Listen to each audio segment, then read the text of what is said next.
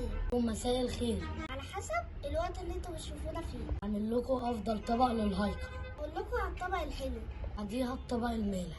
100 جرام بلح، 100 جرام تين، 4 معالق حبة البركة، و4 معالق زيت زيتون، 4 معالق سمسم. قطعهم حتت صغيرة.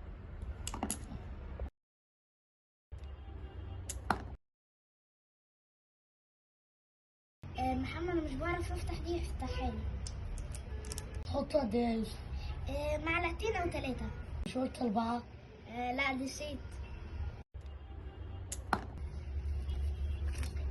كده حلو صح يا محمد؟ الطبق المالح. عين جمل، فستق، بندق، كاجو، لوز. اوعوا تنسوا القراصية ملينة. تنسوا القرايصة. اوعوا تنسوا القرايصة من الملينات.